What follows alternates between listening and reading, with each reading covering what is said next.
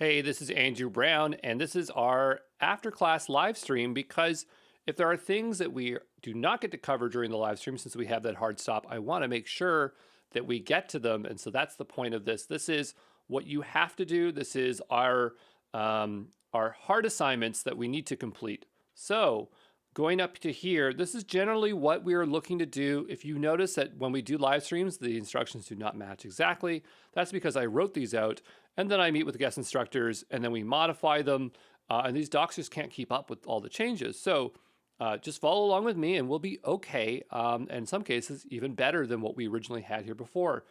So did we discuss the format of the bootcamp? That's in other videos all over the place. It's also in documentation and stuff like that. The key things I told you in that live stream where it happens every Saturday, and then anything that does not get covered or gets missed or we run out of time gets in these videos here. Going over the business use case, Margaret did that with us today, so we should have a clear understanding of like the team involved and things like that.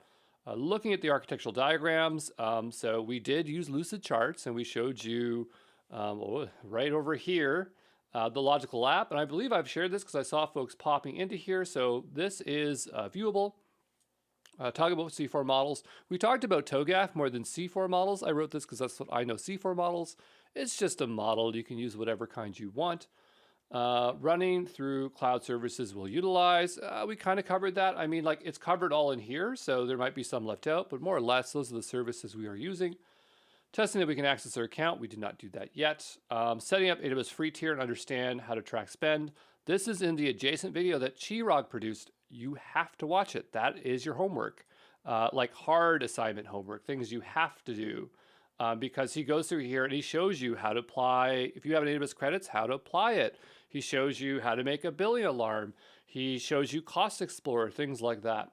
But I don't think I saw budgets in there, so I will show you budgets. I will probably do a billing alarm from a CLI perspective to get us some CLI experience. And he did show you some billing, but I have my dashboard or one of my AWS accounts has more spend in it, so I can show you a little bit more there. Cloud Shell is something I'd like to do, generating credentials. So this is more or less what we'd like to do. So let's go jump into it. And before we do, I want to talk about this diagram over here. So I said in the live stream, as homework, it'd be great if you could create this, recreate this. And so this link will get shared into the Discord or somewhere, probably in the student portal as well. So you can use it as a reference. I don't care if you make it one-to-one. The idea is to make the diagram because you can have your own little flair or you could order it differently. This is just the way I made it. There's lots of ways of making diagrams. The point is all the parts are there. I understand that you might not understand what all these things do, and that's totally fine. The idea is to show that you can build diagrams, not necessarily accurate diagrams, as we will figure that out as we learn the services. We had the conceptual one. This is one that we made earlier. This is not the one that you saw in the live stream. This is one that we made with the guest instructors off stream. So you can see there's variation in terms of how you can make that stuff. This is your napkin design that I want you to submit. And if you got a napkin, you write it down and take a screenshot or take a photo. I'd love to see that. Anyway, let's put this aside because we're all done with the architecture stuff. And at this point, you should have made a template of this repo. We have a video just to show you how to do that. So you go ahead and create that new repository, make it public, and you'll end up with this here.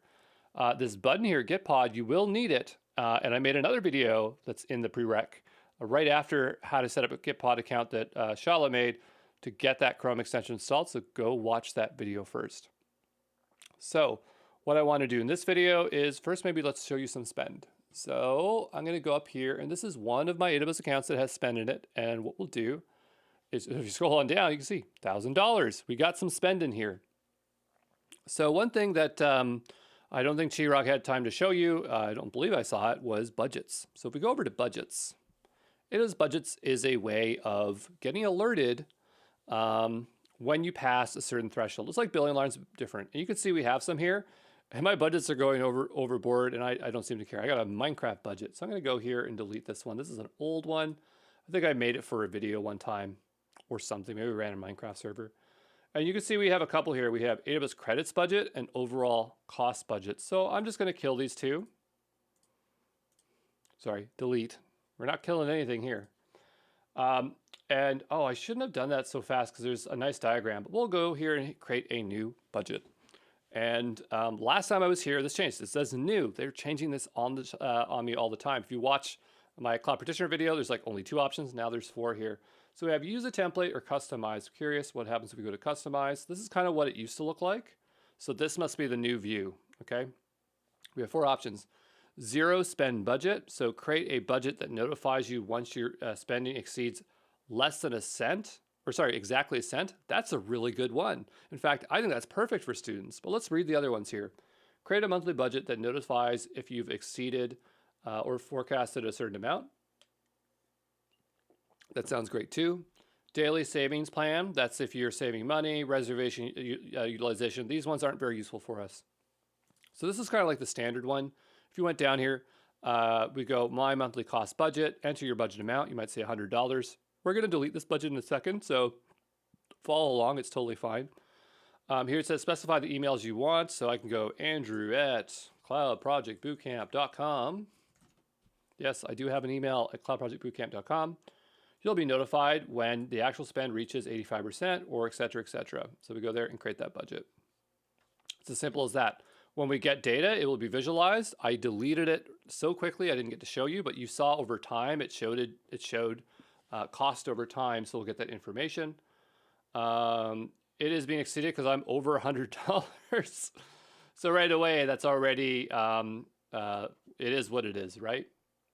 So I'll go give this a refresh here, see if this changes. Sometimes when you refresh, you'll see other stuff. Yeah, down below. So here you can see spend from prior months. Go here for alerts. But yeah, because I just deleted it, I guess I lost it. But you could see down here, actual, the budget, and then the budget variance. So we went over 372%. Okay. So that is one budget we can set. I'm going to go here. Yeah, this is the graph we saw before. I guess we still have the same graph. And so you can see basically what it is. It's a graphic, right? Like you get it. So what I'm going to do here is I'm going to delete this one. Because we can do cost, but we can also do usage. So if we don't want to track dollars and we want to track like hours, that's something else we could do. So let's go over to customize. And this is where we have cost, which is recommended. Then we have usage budget. So we go to usage budget. We'll hit next. And this is how this is all the old waveform. Obviously, it's a lot more detailed. So it's we could do like ECS Fargate or EC2. Let's do EC2 usage. That's a service we possibly will use. Usage types and groups. So we go down here and there's a bunch of stuff. I don't remember all this, like what all these things are. I just generally remember. So I can just type in EC2 because I know ECS uses EC2. Is there anything for ECS in particular? No. So ECS uses EC2 underneath. So I can go down here and I'm looking for compute. So running hours would be like, I have a server running. So I actually have EC2 instances running. So you can see over time data in my account. And I'm going to go and click off here. Whoops. And then we can say hours. And actually, I wasn't paying attention when I did that. We'll click that again because we have to set a value down below. So we go here. Where's EC2? Great. And then we'll go down to, oh, I just go too quick, don't I? EC2, click, and it will pop it out.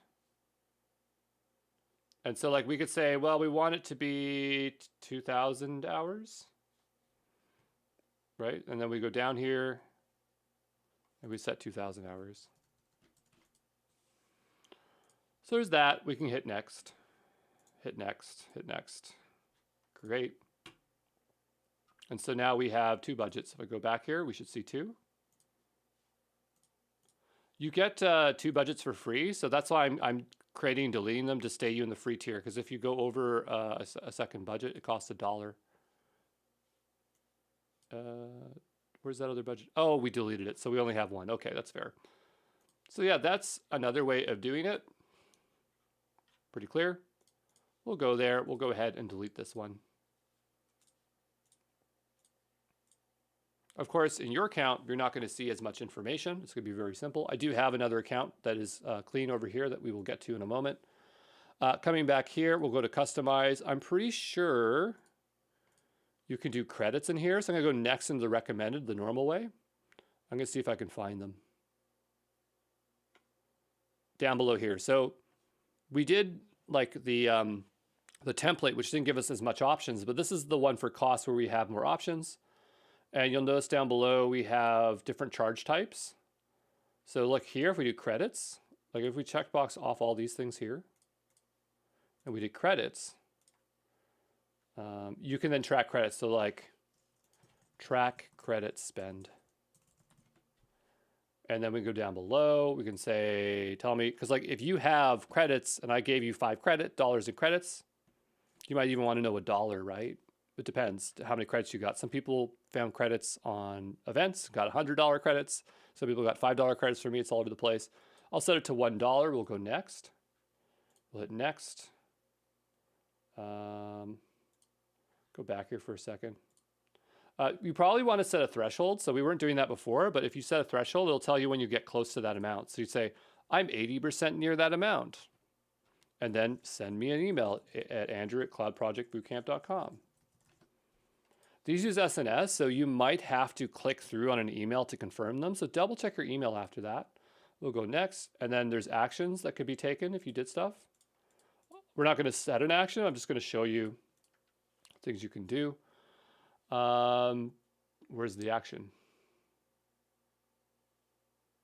I guess this is the action. AWS budget requires an IAM to run on behalf for your proper actions. Okay, I thought this was like an alarm. Maybe I'm confused, but we'll go, yeah, it's just SNS. That's all it can do. So we'll go next, and we'll hit create budget. And now we have just one for credits. So what kind should you make? You should make one for credits, and you should make one for budget spend. So what I'm going to do is go back here. I'm going to just go ahead and delete this. I'm going to create a new one. And I want you, like everyone should have this, is create the zero spend budget because you want to know if you go over set.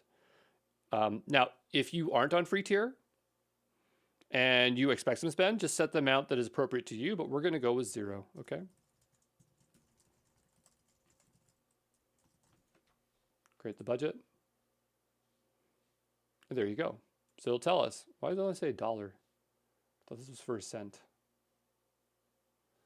Actual cost is 001. Budget, actual budget. Let's just double check that. Oh, it notifies you. Oh, that's not when if you go over a cent. It's if you go over a cent, it'll tell you, but it goes up to a budget of $1. Okay, well, it still does what we want it to do. But I'm going to go ahead and delete this. For my own purposes, because I have this account, I'm going to go here. And I know my spend is on average something like 1,000. So I'm going to go back to this here. And I'm going to say 2,000. Like I'm doing this for me for real now for this account. So you can learn how that is. So we'll just say forecast or budgeting. I'm going to say my budget is $2,000. I'm going to say andrew@cloudprojectbootcamp.com. We're going to go down here. We're going to go hit create template. Oh, it didn't create the threshold. See, my threshold's up here. That's not what I want. Can we edit this? We used to be able to edit budgets. Let's go into here. Edit the budget. I'm going to scroll on down here because I want the threshold to be set to 50%. That was my goal here. Next.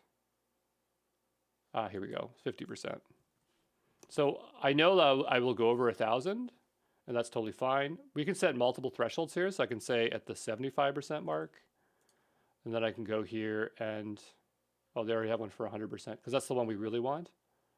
Forecasted, this one be, no, actual. There we go. So now I'll get alerted when we're at 50%, 75%, and 100%. Okay. We'll save that. There we go. So yeah, you have to decide what you want to do, but you can see, you can set multiple thresholds. So probably set multiple thresholds and set a cap, whatever it is for you, $1, $20, $50, and make 2 budgets. One for your credits, one for actual dollar spend, okay? Usage is useful in some cases, but not so much. We don't have to worry about it too much for this. It's useful if like you're going over the free tier stuff, but the thing is that AWS has this tab now, so I don't really need it. So like here in the free tier, it'll tell you whether you've gone over or not, and so you can use this as a thing to indicate it. I don't know if it alerts you. It probably does if you turn on the billing alarms. It will, and Chirag shows you that now that I recall. But I don't find making AWS budget usage that useful to me. What I want to do now is show you how to do it via the CLI. And so the way we're going to do that is by getting your AWS account set up and by generating out some AWS credentials. So I'm dragging this off screen, and now I'm going to my actual account, which is here. This is the AWS Bootcamp 2023 account. This is what yours is going to look like. So what we're going to do is make our way over to IAM. And we go over to IAM, stands for Identity Access Management. And there are some recommendations here. Add an MFA to your root account. Make sure there is no access keys. Update your access permissions for billing console stuff. You should do all of these things. There are very good recommendations. I'm always making accounts and tearing them down, so I'm not going to do them constantly. But for you, you absolutely should set MFA. Very easy to do. Just click it. I'm sure you can figure that one out, and that's part of your homework. Let's focus on creating IAM credentials. On the left-hand side, I want you to go to users, and we're going to create ourselves our own user. So I'm going to hit add user. I'm going to type in my name, Andrew Brown. I'm going to enable console access, and it will generate out a password. That is totally fine. And we will go, we say show the password. I'll click that off for now. Users must create a new password the next time they log in. That's strongly recommended, so I think we will leave that in place. We're going to go ahead and hit next. We have add user to a group. So we don't have a group. We'll go ahead and create ourselves a group. We're going to call this group admin. We're going to give it admin access. Now, Ashish, who's making security videos for the bootcamp, has specific recommendations about security. And I'm going to tell you, a lot of tutorials will tell you to do this. The reason we do this is because it's the easiest thing for us to do, because we don't have to troubleshoot you not having access to particular things. But if you're doing this in a very proper, secure way, you probably don't want to do this. You will have some users doing it, and in practice for students, admin access is fine, but there are security risks to it. So if you're really security obsessed, watch that adjacent video that's for week 0, okay? But I'm going to give it admin access is totally fine. We're going to go ahead and create the user group, which also adds me to the, oh, it didn't add me yet. So I'll checkbox that. That's going to add myself to that. We have permission boundaries, which is cool. We're not going to talk about that right now. We're going to go ahead and create the user. So it's created a user, and I have a password. So what I want to do is I want to log into this account. I'm going to get my Scratchpad. So I just have any Scratchpad here from a previous video. And I'm going to take this off screen for a second because I do not want to show you my password here.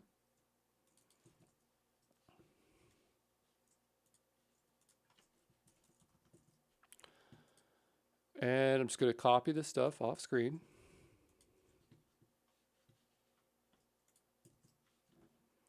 Now what I did was copied all these 3 things. And this is our login URL that we're supposed to use. We can make this a lot nicer, and I'll show you how. If we go up to our dashboard here, at least this is where it was last time, we can change our alias. And so you can name this whatever you want. I believe they have to be unique. They're like domain names. And so you're not going to be able to call it the same thing as me, but I'm calling mine AWS Bootcamp. And so you might have to name it totally different. You just have to remember what it is. I'm going to save that change. The alias already exists, so I can't make that one. So I'm going to call mine AWS Bootcamp AB, because my initials are Andrew Brown. And there we go. So that is what I'm going to use to log in now. So coming back here, this was the link that I copied out earlier. Okay, which has my account ID. I actually don't need any of this. I'll show you the easiest way to do this. You log out, you sign in, and you go to IAM user and you put your either account ID or your alias. And we know what our alias was, at least I know what mine is. AWS Bootcamp AB. Again, yours is going to be its own name. It's not going to be the same as mine. We're going to go ahead and hit next. And so now I'm going to grab my username. I'm going to grab the password. I'm going to sign in. And it didn't prompt me to reset my password. It was supposed to. I must have not checkboxed it. But you really should reset your password on login. This password is kind of okay because AWS generated it up for me, but it's actually kind of short. I'll actually show you it. This is how short it is. Crazy short. So what I'm going to do is generate out a new password. Just trying to drag this off screen here. What I like to use to generate passwords is a website called passwordgenerator.net. So this is the one I use, passwordgenerator.net. Has a bunch of ads I don't like. But if you go here, I always go like 24, and I have all these crazy stuff. So it'll generate something out like this, right? The longer, the better. 24 is pretty good. So I'm going to drag this off screen so you can't see the password. And I want to reset my password. I'm not used to having to reset my password this way because I usually reset it the first time. We're going to go maybe to users. IAM. We will go to ourselves. Andrew Brown. Where do I reset my password? Account settings are here on the left-hand side. By the way, this is where password policies are. We can enforce like very strict rules here. I notice there's only 8 characters, which is not very strong. We'll go into account, I suppose. We'll find it. It's not that hard to find. It's over here. This page will switch to granular permissions. That sounds great. How do I edit this? By the way, this is not my address anymore. So you can look here, but I do not live here anymore. That's like 3 addresses ago. I do not care. What I'm going to do is look for how to reset my password, AWS. Now we can do it for the forgot password. Maybe that's the only way to do it, eh? I thought we could do it inside the account. Choose the reset password, right? That's why I was here in the first place. Oh, okay. I guess I'll just log out, sign in, and I'll log into the root account and reset it because apparently it's not asking me to reset it. And I could have swore there was some way to do that. This one is the root account. So we'll go to Andrew at cloudprojectbootcamp.com. I need to grab my password manager, which is Firefox. Give me a moment here. We're going to log into here. And we're going to go back to IAM users. This is the big pain about having multiple accounts logging and logging out, but you know, once we get set up here, we'll be okay. We'll go to users here. We're going to go to Andrew Brown. And there should be a way to reset the password. Maybe it's under security credentials. Oh, it's right here. Now I really wonder if I could have done it in the other way. Well, we'll find out here. Manage account access. Custom password. We can put our password in here. So remember, I'm clicking this. I'm going to click this off screen so you cannot see what it is. And I'm going to copy. I'm going to paste it in. Yeah, so I thought we checkboxed that before. I guess we didn't. And we'll apply it. And we'll close it. And now what I'm going to do, I'm doing this off screen, but I have like a password manager, like Dashlane, right? And you should have a password manager too. So whatever you want to use, I don't like Dashlane, but it's what I use. I'm going to store it there so I don't forget what it is. So I'm doing that off screen right now. So just give me a moment. This is for AWS Amazon.com. My username is Andrew Brown. My password is some long thing I do not know.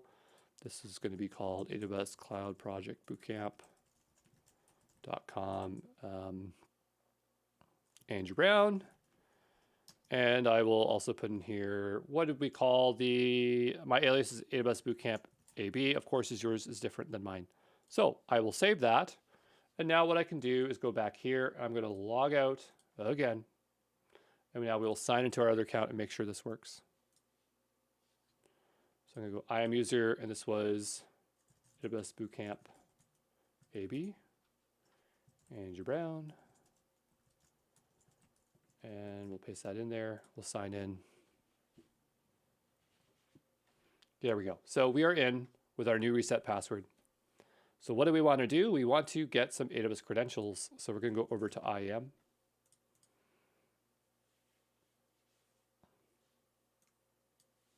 And on the left-hand side, I'm going to users. And by the way, like even this account, well, this is under the root user account, but you can set MFA for any user really. I think it's under here. So you could add an MFA device. Ubi keys are great. Your phone is great. You should really set one. But down below here, we have access keys. And so what I want to do is create myself access keys. And this wizard's all new. They didn't have this before, but you have to choose an option. I don't know why there's all these options. I think here it's just kind of to warn you to say like, hey, you really probably shouldn't do this if it's like, et cetera, whatever. But we are using it for the CLI mostly. But notice here it says use Cloud Shell as an alternative. Use this to make it easier.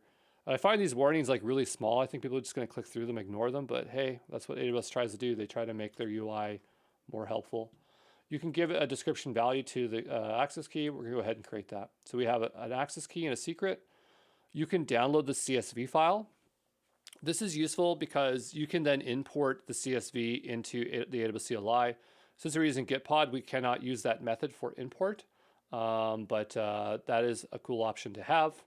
So what I need to do is I need to copy these off screen. Now, I'm showing them to you because I know when I publish this video, I'm going to cycle these out and you're not going to know what they are. So I'll just go here. You can try them, they won't work. And I'll just paste these in here. And we'll go ahead and hit done. Oh, by the way, before we go any further, I'm going to go over to AWS budgets and set that budget. Actually, no, because we're going to do it via the CLI. We'll wait. I'll hold on here for a second. So we've generated our credentials down below, and you can see that we have this one here. You can have up to 2. I don't know if they've added more, but it should only be 2. You can see when it was created, when it was last used. I'm not sure why it doesn't show the create. Oh, it says now, that's why. So what we'll do is go over to our repository. And all these really should be on the same tab to make my life a little bit easier here.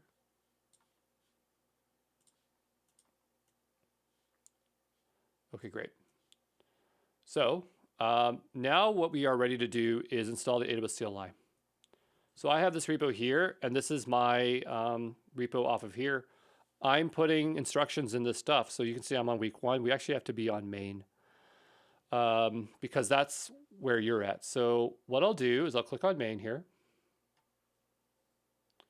And I'm going to launch Gitpod.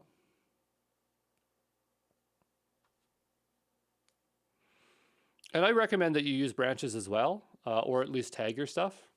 We'll talk about that in a moment, okay? And so this environment's going to launch. It takes a little bit of time. Okay, great. And so we have this thing called a Gitpod file here. And I realize the text is really small. I'm going to bump this up for us, okay? We'll say 24. We'll say font, terminal, 24, whoops. 24, there we go. See if I bump up the UI bit as well. Hopefully that is easier to see. Okay, so this is a Gitpod YAML file, and it's a convenient way of installing stuff. So what I've done here in a repo is if you go to week 0, and you should find my repo, Omen King, AWS Bootcamp Crowder 2023. This is where all the instructions are. I'll paste it somewhere, right? And if you go, this is my journal. Your journal is supposed to be full of what you did, right? But this is my journal giving you, I just had to put it somewhere, so I put it in here for instructions.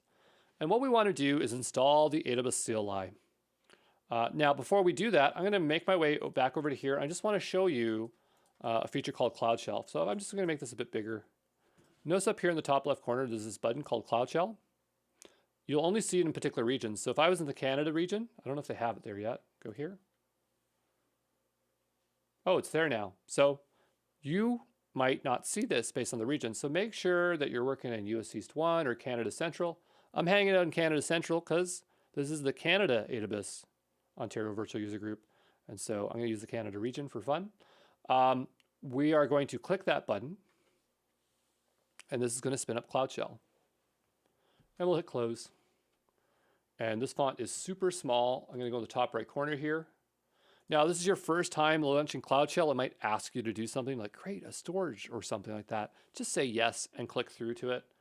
I'm expecting there to be like an increase button. I guess there's not. I'm going to click that bar at the top there. There we go. That's better.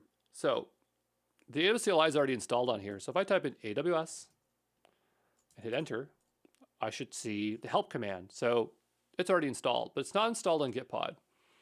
I just want to do a sanity check here to see who we are. So if you type in AWS STS, we'll get an error, right? But there's a really cool feature that we can use to turn on auto prompt. So I'm going to go to auto prompt here, AWS CLI. And the point of auto prompt is basically to help us write CLI stuff really quickly. So configure auto prompt. The easiest way to turn it on is by putting this command in here. So I'm going to type in this AWS --CLI auto prompt. I've hit enter. It gives us this like WYSIWYG thing. And so if I start typing, you'll see it'll autocomplete, which is really nice. So I can go here and type in get caller. I can hit tab to complete it, and then I can hit enter. So this STS get caller identity is like the sanity check of saying, who am I? And so it's going to tell us our user ID. It's going to tell us our account number. Our account number matches up here. It's going to give us our ARN Amazon resource name. It's a unique way of identifying resources in AWS. So it shows this is an IAM resource, IAM. It's an IAM user. That's the account ID. That's the logical name of the resource, which it goes based on the name that we put in here. Different for every single service. So the reason I ran this was to make sure I am who I say I am, because when you start having multiple credentials and multiple profiles, you might be running things in the wrong place and not be aware of it. So always do this as a sanity check. Of course, I typed in the AWS STS, but like another way to find out commands is by looking at the documentation. So I go AWS CLI, and there is this page that we go to CLI reference here, sorry. And this is a very important page to know because it tells you everything you need to know about commands. Notice it always says like version 2 is out. Make sure you click on the latest version. I don't know why this defaults to version 1, but we'll click there and look at the top here. It says version 2. And it tells you like this is the format of tags and stuff like that. But what I want to show you is all the possible commands. So here they all are. There's a ton. I'm going to just bump this up. And you can see there's all these things. And over time, you kind of learn what they are. So we typed in STS, which is here. And that stands for Security Token Service. When you learn about AWS, you find out that this is the service that grants permissions and credentials. And so that's how we found out about caller identity, right? If we go back over here, account probably be an interesting one. I don't know everything. I just open things up and have a basic memory of stuff. But we have one here like get contact information, right? And so here we might be able to get contact information. So I'll run this as an example in the CLI, AWS. I have to put account in front of it there. And here it's spitting back information. So you saw this. This is not my address anymore, but it's spitting back an address when I used to live in Brampton, okay?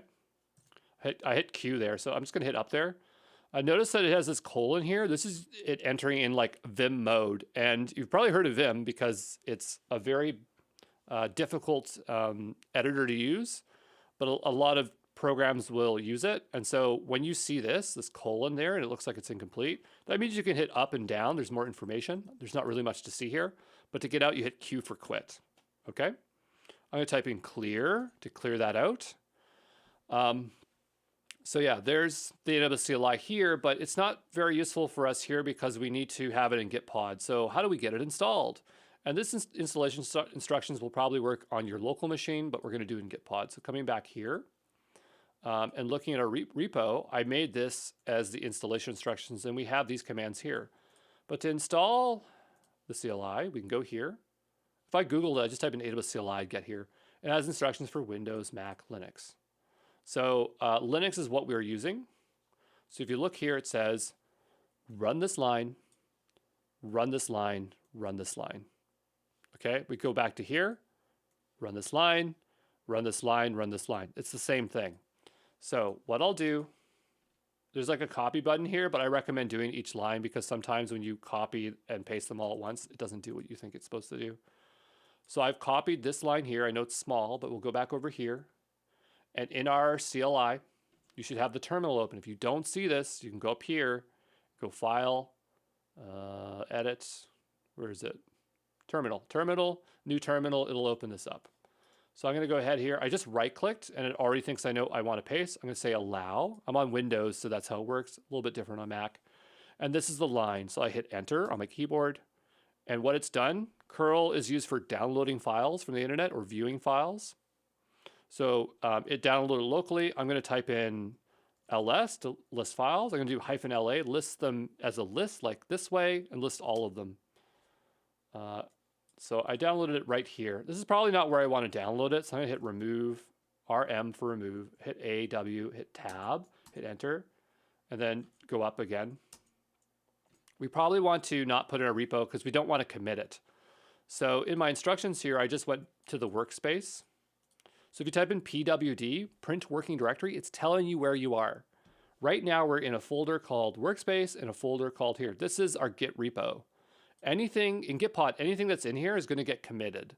So we don't want to commit it to our repo, the CLI. We just want it to get installed and not in our code base. We don't want to see in GitHub. So we'll go back a layer. So I'll type in cd change directory. I'll do workspace like this. We could also do ... to go back a directory. That'll do the same thing. And so now we're here. I'm going to hit up on my keyboard, and again, until I get that curl command. There it is. I'm going to hit enter. And I'm going to type in ls, right? So that lists them out. If I want to make it prettier, -l. If I want to see hidden files, I put the A on there. Periods are hidden files in Linux. I'll type in clear again. We'll do it again. ls -la. Whoops. I just want -l. Okay. This is a zip we just downloaded. So we need to unzip it. So we'll go back to the instructions and we'll say unzip. Okay. These commands are already installed on Gitpod. Different Linux machines have different things. Sometimes you have to install them, but we know these are installed. That's why we're using Gitpod. It makes our lives easy. We hit enter, and what it's doing is it's unpacking it. I'm going to do ls again. Now we have this AWS directory. We'll cd into it. We'll do ls. You'll see some stuff, ls-l to make it pretty. Okay, I'm going to go back a directory, type in clear, we'll do ls. We're just going through the motions to get you comfortable with commands. Now notice here it says sudo period AWS install. That's our next line. And it's the same thing over here. Sudo means super user do. Okay, so when you're installing things, very often you have to be the super user to have the permissions to install. Okay, because like the administrator. Linux systems install this functionality, but most have them by default. If we try to run it without this, it just won't work. Or if it does install, it won't have the right permissions. So we have to put sudo in front of it. The next thing it's saying period. Period means from the relative directory. From this directory, my workspace, look for a folder called AWS, which is here.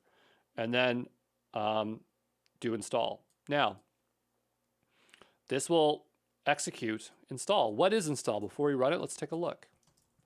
I'm going to go into the AWS directory here. We see install here. I'm trying to hit tab, it's not completing. Notice it's green, that's because it's not a folder. Folders are blue. I guess that's a program green. All systems are different, but for Gitpod, this is how they color them. So what is it? If I do ls, not much, ls-l, we can see something here, but I know that this is a file. Now, if we did ls dist, it's actually listing, whoops. It's actually listing what's in this directory. So I go ls dist. It's a folder, so it can tell me what's inside that folder. Okay. If I do, if I type in ls, if I do ls install, it doesn't list anything but install. So it must be a file, right? If it's a file, let's take a look. So cat, I don't know what cat stands for, but I bet Adrian would like it because he likes cats. He's one of our sponsors for the bootcamp. Cat stands for what? I don't know. Why is it called cat Linux? Cat stands for concatenate files. Well, I figured there'd be something for that. So we type in cat install, and it's showing us the contents of the file. This is just a script. This is a programming language. I can open this in Gitpod by going gp open install. This is the file. So it is specifically a bash file. Sometimes you see this in scripts, like a bash script, any text file really. You can tell it with the shebang, that's what this is, how this file should be treated. And it's being treated as a bash script. This sh is for shell scripting. Bash shell language. Okay. I go here, bash Unix shell. I'm going to just increase this a bit. Bash is a Unix and command language written by Brian Fox. And so it's a very simple, crude language that works great for bash scripts. We might do some bash scripts in this course. We don't need to know that right now. I'm going to go back to here. But anyway, we're going to scroll down. So you know this is all bash script. That's the language. And down below, you can just start seeing stuff. It's telling you stuff in it. There's code in here. Okay? If you know how to read bash scripts, you can tell what it's doing. So it's going to install the bash script and do stuff. Okay? So I wonder what it is doing, actually. I think it uses Python, but I can't see anything that indicates Python. Anyway, just so you know what that is. So we'll go back here. I'm going to type clear. We're back at workspace where we were before. I'm going to close that out so we're not distracted. We're going to go back here, and we're going to copy that command. So sudo user, super user do run this bash script, which is going to install the AWS CLI. I'm going to hit enter. And now it says, you can now run this. Now notice it says use your local bin AWS. Why did it print that out? Well, on Linux systems, Unix systems, FreeBSD systems, it has to put programs somewhere. And the place where it often puts programs is in a bin directory. Bin stands for binary. Binary is a program, like a script, that is compiled down to binary language for a computer to understand. It's like the most bare minimum way a computer can understand a program. So in here, there's this thing. So if I go ls, that's not a directory, right? Okay. If I cat it out, what would we see? A bunch of gobbledygook. Okay. Notice it's a bunch of gobbledygook. That's because it's not human readable code. It's machine code because it's been compiled down to binary, things like zeros and ones that the computer can understand. Okay. Now, the reason it puts it here is that this is just standard convention for Linux. So if we go like Linux directories. Okay. And no, this is bin, etc., home, opt, temp, user, var. I used to use FreeBSD. That's the first Unix system I had book. They probably have one online. This is not Linux, the variation we're using, but in these books, they usually tell you about the language, like the directories. So I'm just trying to find it again, directory structure. Again, we're not using FreeBSD. This is just an example of it. I'd have to look up the one for the Linux we're using, which I believe this is using Debian or Debian. I think it's Debian. So here it tells you user facility functions for both single environments. That's not very human readable. we go down below here, we should see there's user local. So local executable libraries used as the default destination for FreeBSD port frameworks. And then you see user sbins. Anyway, that's not helping too much, but my point is that there's usually user bin and user local bin, okay? And the difference between these two is this is when you install things. This is when you install things from packages, I think. Or sorry, it'll be things that are already pre-installed in the system. So like if I go here and I do ls user bin, there's a bunch of stuff in here. These are a bunch of programs that are already here, right? And so these are probably what gets shipped with the OS, the operating system, right? Things that you install go to the user local bin because they're local. Okay, so we type in ls user local bin. Okay, and we don't see a lot in here. AWS completer, closures in there, Docker compose. So yeah, often when you install things, you put them here. You can put them either or. The installer put it here, but this is generally where they go. Okay. So yeah, that's user local bin. So if we wanted to execute it, we can type in user local bin AWS, and it's executing the CLI. Now, I don't want to have to type that every time. I don't even want to remember that. So the thing is that if we type in AWS, it already knows to run it. How does it know where it is? There's a thing called paths, okay? So if I type in, I'm gonna type clear here. There's a thing called paths. So if I go and type in env path, echo path, it's gonna show me this. What am I looking at? Well, this is a special string, and it tells the operating system anything that's in this folder. So if I look for it here, user bin, there's probably one for user local bin right here. Auto load that into the thing. So like if I type in AWS, look in all these folders, and if you find it, then execute it, right? So it goes through each of these folders. It's divided by this colon. So if you see this, right? Can I make a new tab? New file. It's not pasting in today. Why are you not pasting in? Paste. There we go. So that's one. And then we go here. This is another one, right? Okay. The way this works, it's just separated by a colon. So if you wanted to add your own, you can modify this. And that's how it knows. Now, you might ask, well, what is this $path thing? That's an environment variable. In Linux, environment variables are variables that live in your environment, your bash shell. You have a bunch of them. So if you type in env, it'll print them all out. These are all the environment variables in the system. We are using environment variables in this course, okay? If we wanted to find one, we could go env pipe. Pipe is this vertical thing. It means take this, pass it to this other program. grep, this is a way of searching for stuff. You'll see us using a few times. I'll type in path. And there it is. It matched the one that started with path. There's also another one here called gopath. Okay? We'll be using these again in the course. So we know that we can type AWS. Right? So now let's try our call. We'll type in AWS STS get caller identity. And what it does is it returns a value. Now, it's returning something for me because I set environment variables before, and this is for a user that no longer exists. Okay, I deleted it.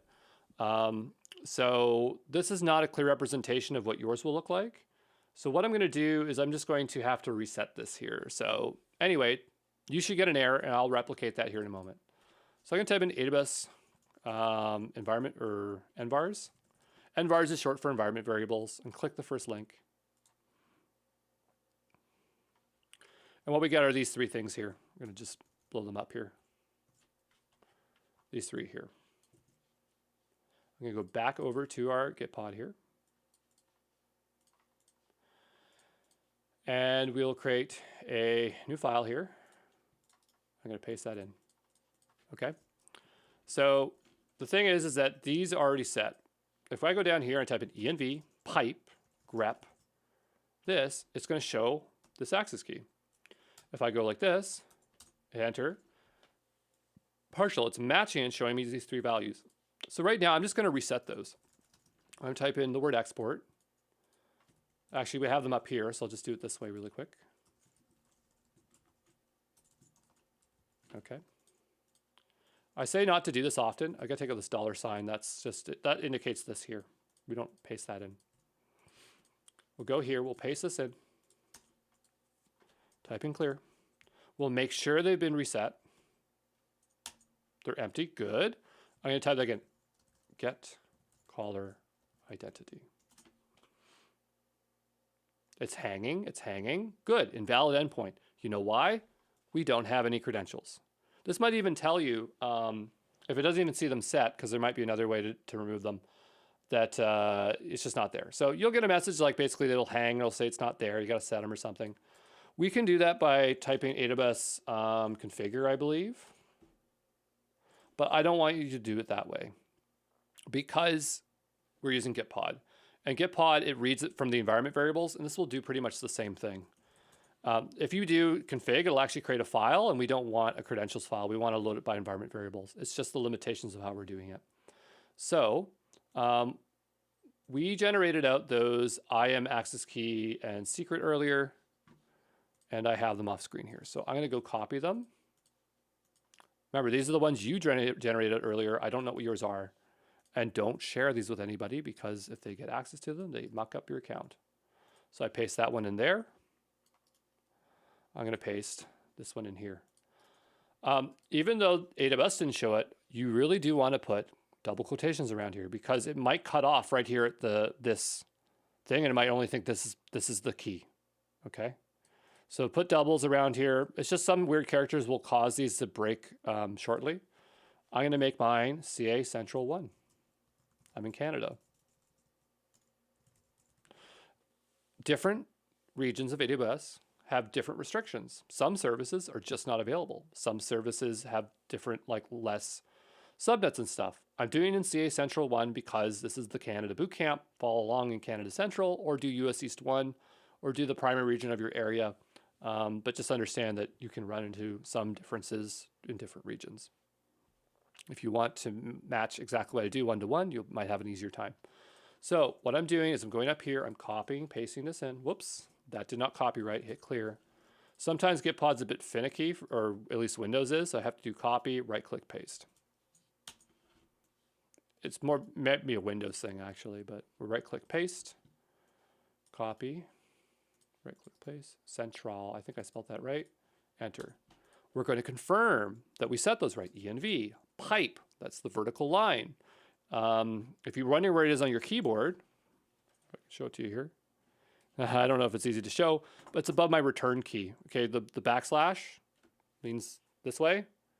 If you hit shift, that's how you make it, okay? So I type in grep, AWS, like this, and you can see it. That's all grep does. It's just used for matching stuff. It's cool. So I'm confirming, yes, I did those correctly. Perfect. I'm going to type in clear. So now that those are set, I'm going to type in AWS STS get caller identity. We hit enter. Shows my user ID, account, my name. I know those are correct. I can check them. I can go back here. Looks good to me, right? 3875. 3875, your account ID is different than mine, right? Remember, this account ID, I need it to grade you. So remember to enter it in the student portal. Okay, so that is in good shape. Now, the thing is, if we close this environment and relaunch it, we've lost everything that we did. Not necessarily, it actually does stick around, but you can have a chance of losing it. So what we want to do is to make sure every time we start up our Gitpod environment, it's going to install this. So if we go back to this, and you can just grab this right out of here, go to Ohm and King, AWS Bootcamp, Crowder 2023. I wrote it for you already, it's right here. So we grab this code here. Okay. We grab this code here, we're going to paste it in. This stuff is just Gitpod configuration. GitHub Codespaces works differently. I go into here, it tells you how to configure stuff here. I made a course on it. It's free, you can watch it, right?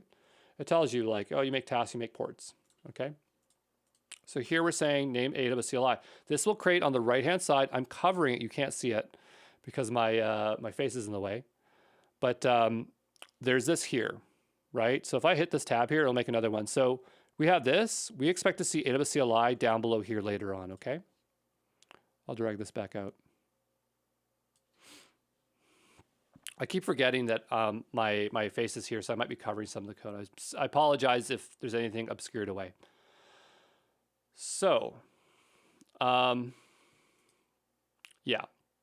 The first thing is we're setting an environment variable. Now remember when we had that auto prompt before? You can set it with an environment variable. So here, when this tab is loaded, it's going to set up AWS CLI auto prompt on partial mode. That's the one you want. There's full mode. Partial mode is the mode you want. Full mode means it'll always trigger. On partial only means to do it when you make a mistake or you for things. You want it on partial. We're not going to go too deeply into that.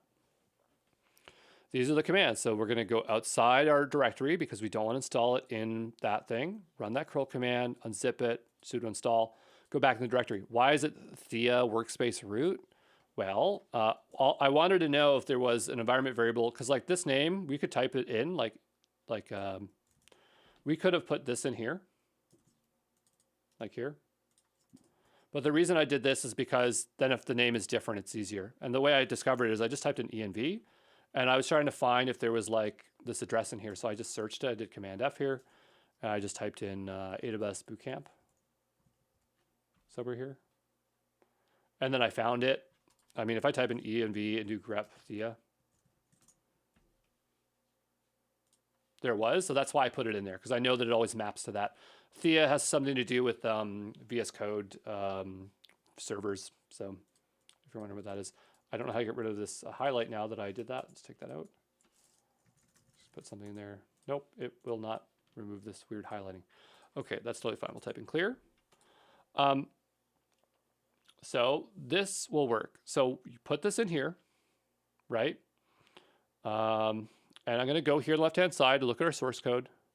Here it is. I can click it to see the changes. And that's what we did. There's one other thing we have to do before we move forward. And that is to persist these environment variables we said earlier. So remember we did the export? And just hit up to find it. These here. Did the export? When we restart this, it's not going to know.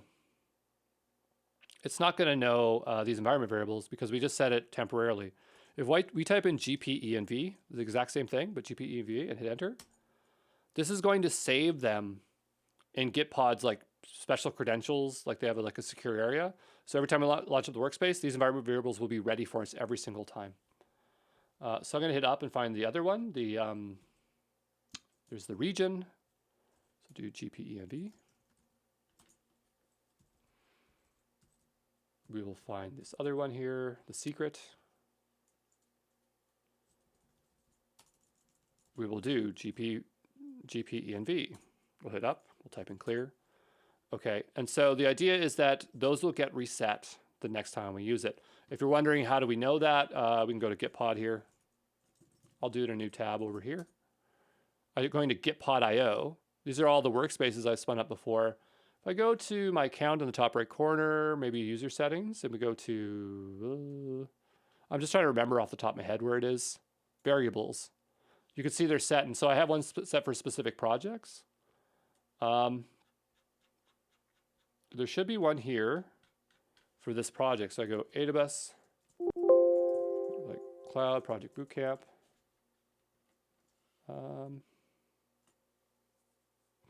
I'm just looking for it here.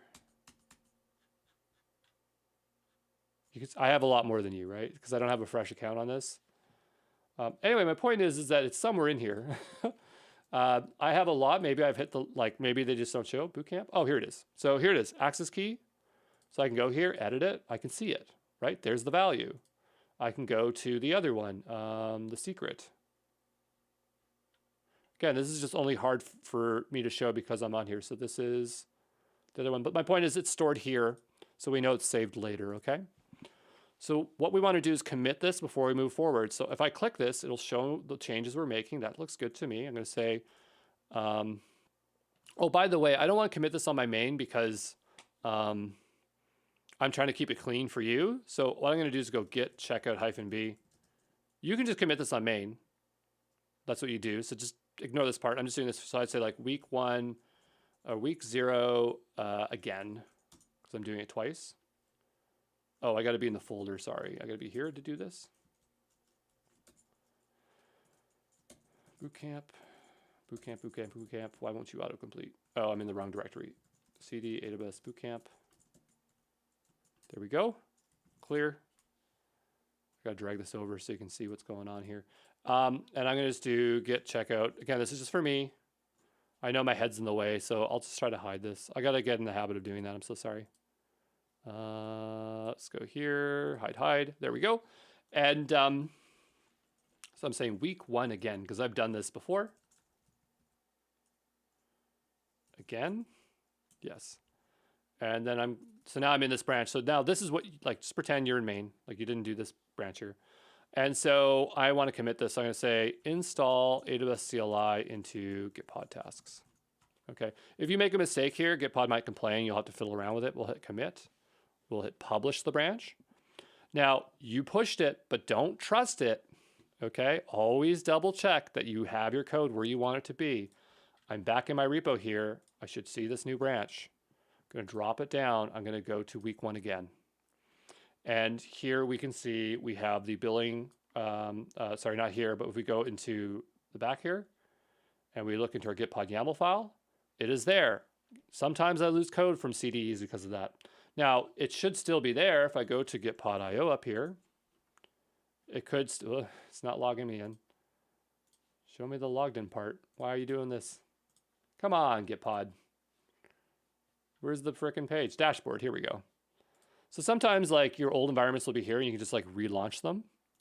But for the most part, sometimes you lose stuff, okay? Anyway, so it is there. So to close it, I just close the tab and now it's gone. Okay, it'll shut down after a period of time. But what I'll do is I want to go back to here.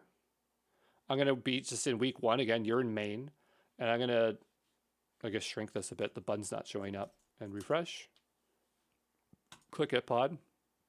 It should ask me. Unless the old one shut down, it might ask me like saying, "Hey, do you want to run the old environment?" And I'll be like, "No, I want a new environment." This is spinning up from scratch, right? And so what we'll see here is terminal will open and it's going to begin installing stuff. So see this? This is installing the AWS CLI. It just ran this stuff here, okay? So now if we go back here and type in clear, whoops, clear, clear, clear. I'm trying to get it to clear. There we go. This name is so darn long, you can barely see stuff, so I gotta shrink this a bit. There we go. I'll shrink it a bit more. I can even make myself a bit smaller. It's a little bit ridiculous how big I am. There we go. I think that's a little bit more reasonable. So if we type in AWS STS and hit enter, whoop, window's too small, fix that there. Now it's doing the autocomplete, which is nice. Get caller ID. Because half the time I spell this stuff wrong, we'll hit enter. And you can now see that we have this set up. So this is a big milestone, okay? So now that that's done, the next thing we want to do is set up a billing alarm and a budget. Now I showed you before, I'm going to do it again, but this time I'm going to do it in this new account I just made, right? The my empty account, this one here. So again, back in the original repo, if you go to week 1, I have some code. Week 1 or week 0. I keep saying week 1. Down below here, this is what we've been doing. So we created a user, admin group, security credentials. We just did all this. We set the envars. We did that. We did get caller identity. Enable billing. So Chirag showed you this. You really want to, just fix my badge here. You really want to make sure that stuff is turned on. So make sure to do that. I don't need to do that. It's on my root account already. And so now what we're going to do is create maybe a budget first. And we're going to use the AWS CLI. So like, how do you know how to create it via the CLI? Well, all I did is go to the AWS CLI page like we did before. I'll go here, go to the reference documentation, And I go down here, and I just assume there might be one called budget, so I type in budget. There it is. It's like me guessing. And I scroll on down, and we can see there's a bunch of like create budget and stuff. All I did was read through it. I just went, okay, read through it. Shows you a bunch of stuff. On the left-hand side, there is an example. I go here a lot, and here's an example of one. Okay, this is the exact example we are using. And sometimes you pass JSON files, sometimes you don't with CLI commands. This one, it makes sense because it's so nested. So really all I did was copy this out into this repo here. If you go to the top here, I made a new folder. Go back here. This is week 1. We got to go to week 0. I made a new folder called AWS in here where we dumped in some JSON examples. So what I'll do is make a new folder. Again, it's just what I got from the CLI. It's not like you can't find this stuff. So we'll go here, make a new folder. I'm going to call it AWS. I'm going to make a new folder called JSON. And we want to grab the budget JSON and the notifications with subscribers JSON. So I'll grab it from here. You can grab it from here too, if you don't want to look for it or if you think it might be different. And I'm going to, which one did I grab first? Budget JSON.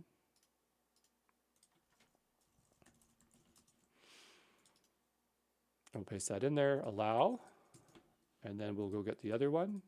I think I named these like, yeah, this one I named it a bit different. I called it budget JSON subscription just to keep it all grouped together.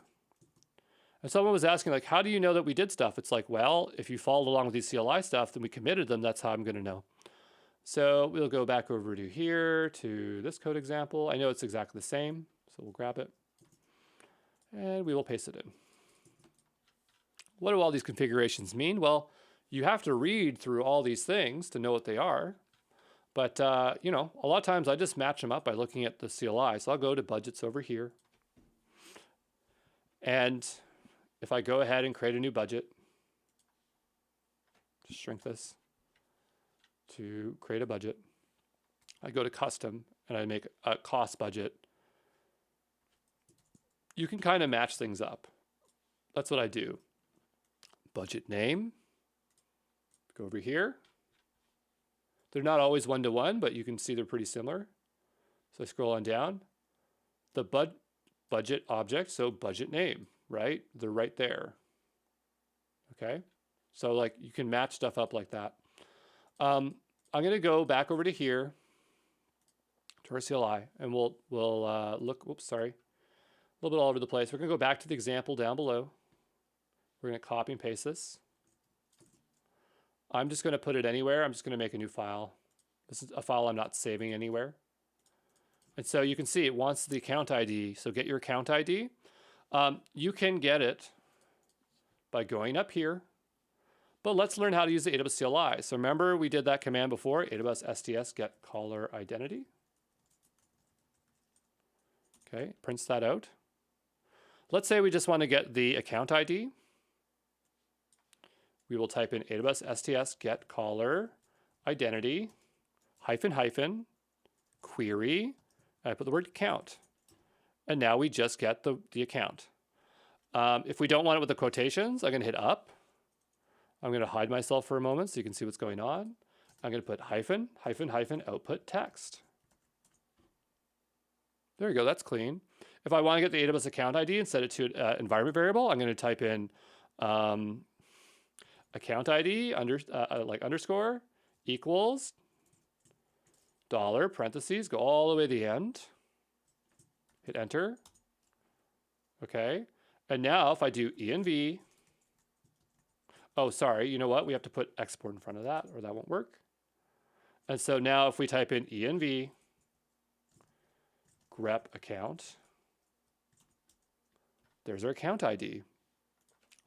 I think we should have named it AWS account ID, so I'm going to do that. Okay. And now we can reference it in our script up here. We don't have to paste it in manually. We should probably save this. It's probably a good idea. So I'm going to do gpv env. And then we use it later on because we're not going to be changing our account ID, right? And I'm going to do equals here. And I'm just going to take this value here, put it in here. And now Gitpod will remember it the next time we log in. So looking at our command at the top here, instead of doing this, I'm going to put $ account ID, and it'll substitute for us. That's the better way. These budget files are stored in relatively here AWS JSON. So I go in front of here, AWS JSON. Oops, /JSON. Over here, we have notifications. I'm going to do the same thing, AWS JSON. I'm going to put budget in front of it. It's just a way for me to group these two together since they're similar. And we'll see if this works. Before we do that, let's just take a look at what it's doing. We go to the top. Budget limit, amount $100 USD. You go back over here. You know they map up somewhere here. Budget limit here, $100. Okay. So the idea is that these map up. Budget type, cost, values, things like that. All these options here, cost types, you can see them down below here. They're not named the same, but you can generally figure them out. Start time, end period, things like that. So what I'm going to do here is, oh, that's that one, and there's the notification. So where should it send the email? Well, I want it to go to me, so we'll do andrew@cloudprojectbootcamp.com. Okay, so I save that file. I don't think there's anything to change here. Your amount, whatever you want it to be, $5, $1. Okay, I'll type in clear. And what we're going to do now is run that command. So we go back here and let's just hope that it works first try. Fingers crossed, copy the whole thing, copy. This / lets you go to multiple lines. It's a nice convenient way to do it. Right click copy, right click paste, hit enter. Okay, no output back. That's usually a good indicator that it worked. We'll go back over to budgets. We'll go to budgets. There it is. It's set for $1. Oh, is that what I set it to? I thought I set it for $10. Oh no, I set it for $1. Okay. We can click into it. We can confirm that it is what we want it to be. If we check the threshold, view alerts, it's at 80%. So if we went back over to here, into this, it was set at 80% threshold. So that's the way you can do it. Now, if you run this again, it will create a second budget. Okay. So if you do want to run this again and change it, you could just edit it from this point on, but you can delete it. But if you want to create it again, do it. Don't run this multiple times and create multiple ones because each budget costs $1 after two. So, or maybe it's not $1. What is it? AWS budget pricing. I keep saying dollar.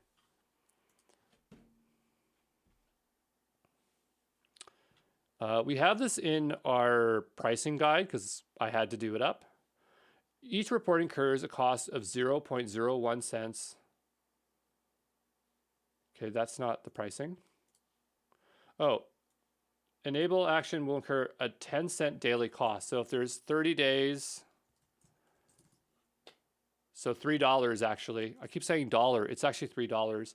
Again, we have a document for this. Chirag is covering you for these costs, so just be aware of it. You know, just double, triple check stuff. I can't remember everything off the top of my head. Anyway, coming back over to here, we created this budget. So you can do it this way, or you can delete it and make it manual, whatever you're more comfortable about. Now, Chirag showed billing alarms. I figured it'd be fun to go do that one as well. So back over to here, we have the billing alarm example. You can imagine how I did it based on the budget one. We're going to go back to week 0 here. I'm going to scroll up or scroll down. And this one's a bit different. So like with a billing alarm, it needs to create an SNS topic first. When you create them in the UI, it does it like in the AWS console, it does this first, but I'm going to do it in this order. So we go here, type in clear, and I'm going to, before I paste that in, sorry, I'm going to make my way over to SNS. I like to always show you what it looks like before it happens because it helps me quite a bit. I'm going to just come back on screen here for now. And so notice we don't have any SNS topics right now. So we go here, we copy this in. Oops, we clear this, we paste it in. It creates an SNS topic, and we get this topic ARN. So then we go down here, and then the next thing it's asking for is for us to run this command. I'm going to put this in our scratch pad. Okay, so we need this topic ARN. I'm just going to copy it out from here like this and paste it in. We want to put our email in again, andrew@cloudprojectbootcamp.com. Okay, I'm going to copy this, clear out, paste, and it's saying command not be found. It's should work. I'm going to put equals in front of this just to make my life a bit easier. I just don't trust it. Okay, we'll try this again. Great. It says pending confirmation. So when you create an SNS topic and you add a notification endpoint like an email, you have to confirm it. It won't just work. So if I go over to SNS and I refresh here, we're in Canada Central, so I'm going to switch over to Canada Central. That's why we're not seeing it. Again, your region's different from mine, so it'll be different. And we should see this here. Building alarm. Is that the one I created? So it's called, what is this ARN called?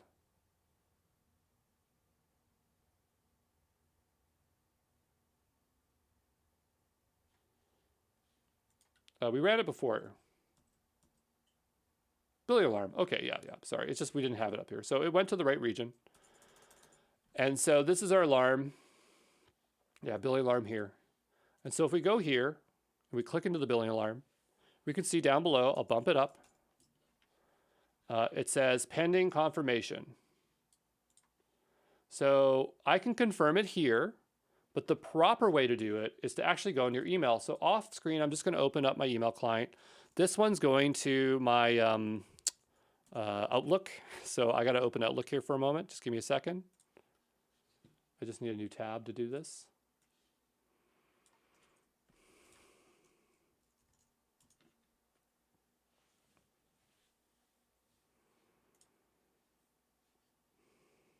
I'm just looking for it off screen, okay? It will just take me a moment.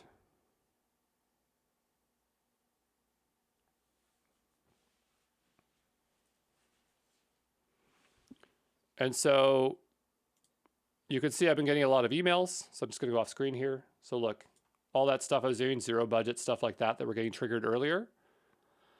So in here in SNS, we're just going to confirm the subscription. And now it says it's confirmed.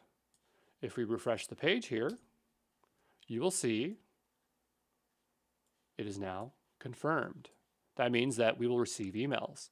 We'll go back over here. So this subscription is now valid.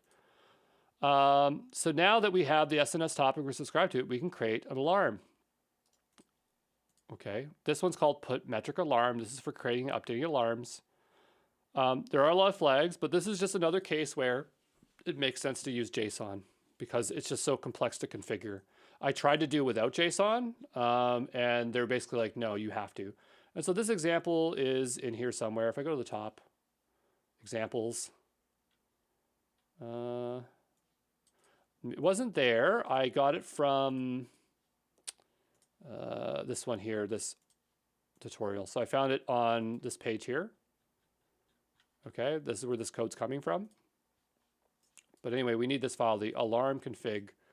So if we go up to the top here, go back to JSON, alarm config, go ahead and grab this. And I'm going to make a new file here. I'm going to call it alarm config JSON. We'll paste it in. We can see stuff like the alarm name. We need the alarm actions ARN. So that's the thing that we just created, which was here, this one here. So we'll copy this and paste it in here. So it's saying like when it alarms, go here. We are setting a threshold greater or equal to the breach. It's doing the billing for the maximum period of 8,640. This is in seconds, so this is for a particular period. It has some math, okay? And there should be like an amount in here somewhere. Where's the amount?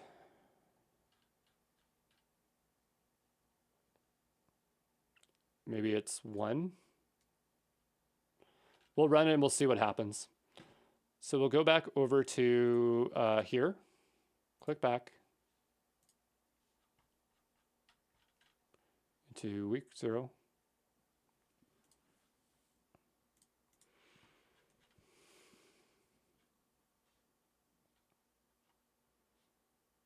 This one here. Create, CloudWatch, put metric alarm, CLI JSON input. I think I named it the same.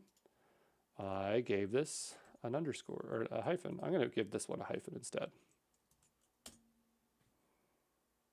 Okay, it didn't error out, so it probably worked. We didn't pull it up in CloudWatch first. We probably should have. We'll go over to CloudWatch.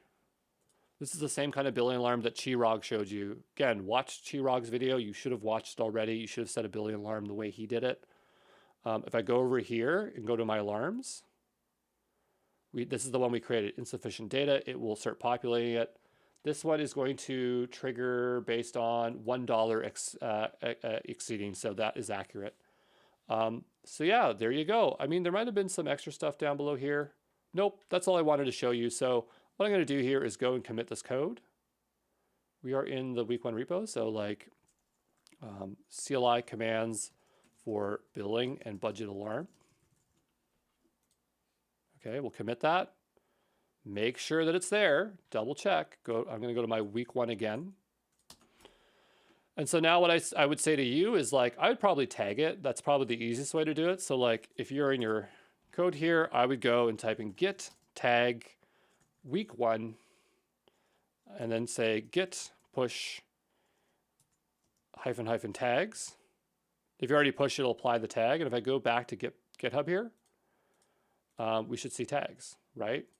Now this tag is on a branch, so it's on the branch of this tag here.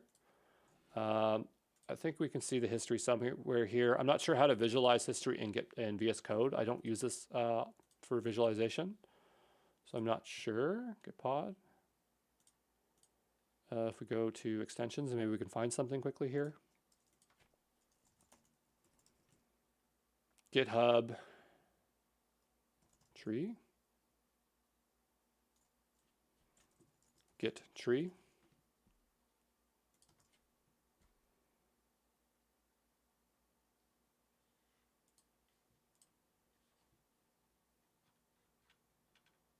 Yeah, like here's an example of one that might have a visual. I'm not really sure how to use this. This is not how I normally do it. I'm just going to try this to see if I can get a visual.